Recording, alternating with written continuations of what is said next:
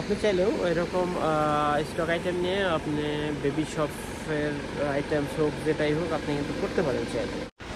আজকের ভিডিওটা অনেক চাকরিজীবী ভাই বলছেন যে ভাই আমরা চাকরি থেকে বের হয়ে কীভাবে ব্যবসায় স্থাপন করতে পারি। আরেক ভাই বলছেন যে ভাই বাংলাদেশ থেকে এসে দুবাইয়ে অল্প পুঁজি নিয়ে কোন ব্যবসা করতে পারি। স্পেশালি তাদের জন্যই এই ভিডিওটা সাজানো হয়েছে, চাকরি না ব্যবসা কোনটা করবেন আপনি। প্রবাসী কল্যাণ টিভিতে আপনি আরও একবার স্বাগতম আজকের নতুন এপিসোডে।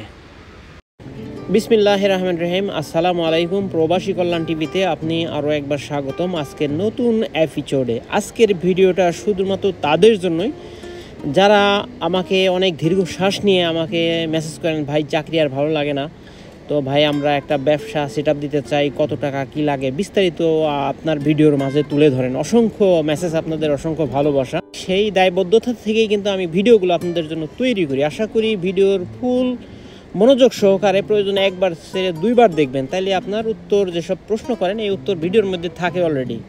তো যাই হোক, এই যে ভিডিও প্যালেটগুলো দেখতে পাচ্ছেন আপনি, এই প্যালেটগুলা ইউরোপ, আমেরিকা, কানাডা, অস্ট্রেলিয়া থেকে শারজাতে আসে। তো আসার পরে যারা হোলসেলার আছে ওনারা এই প্যালেটগুলো অ্যাজ ইট ইজই সেল করে দেয়।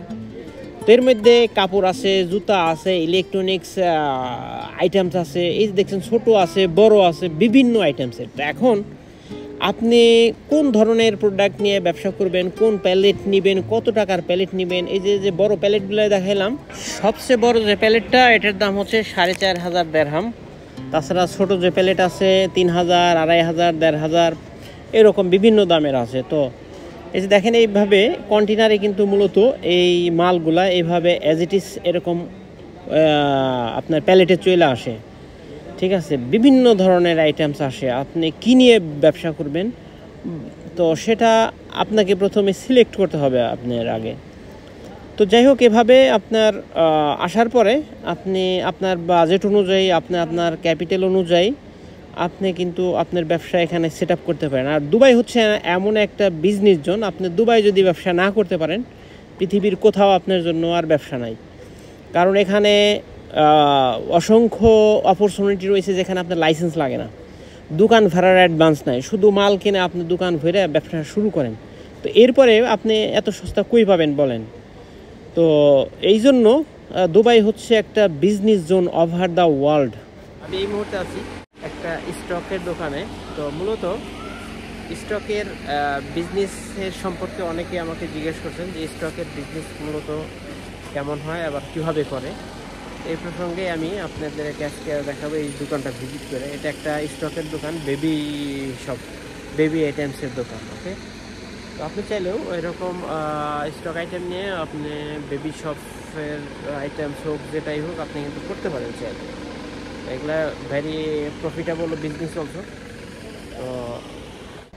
তো আপনারা দেখতে পাচ্ছেন এটা কিন্তু আরেকটা স্টকের দোকান। এই যে মালগুলো দেখছেন ইউরোপ আমেরিকা থেকে এইরকম এই কাপড়গুলা বাহির থেকে আসে এই স্যাকের মধ্যে, বস্তার মধ্যে।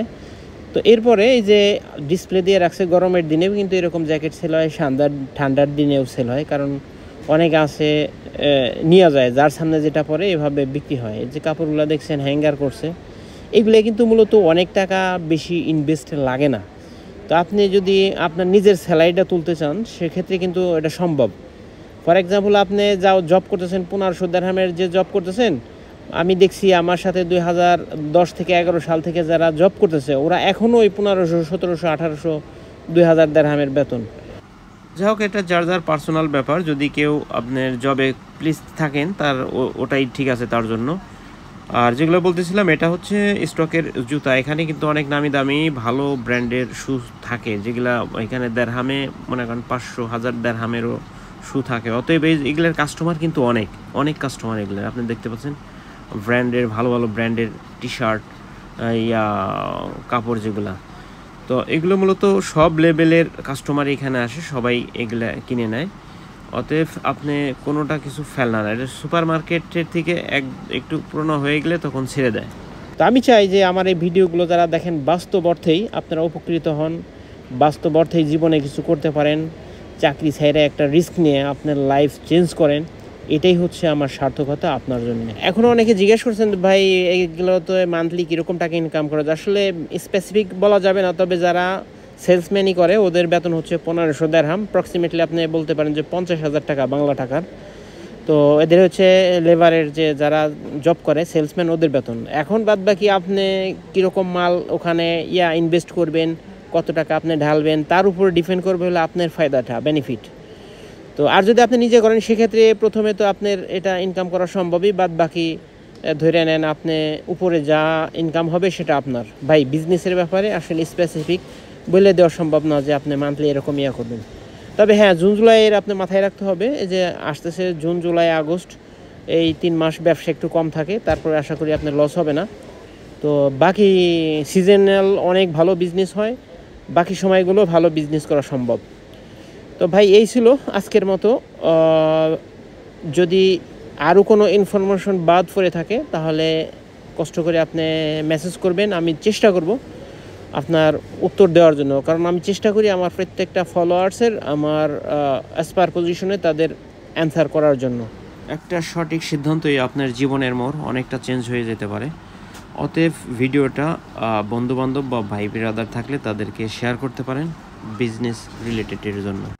প্রবাসী কল্যাণ টিভি কেবলমাত্র আপনাদের স্বার্থেই কাজ করে। অতএব business related, work permit, visit সম্পর্কিত অনেক ভিডিও আছে, আপনি চাইলে চ্যানেল ভিজিট করে আসতে পারেন।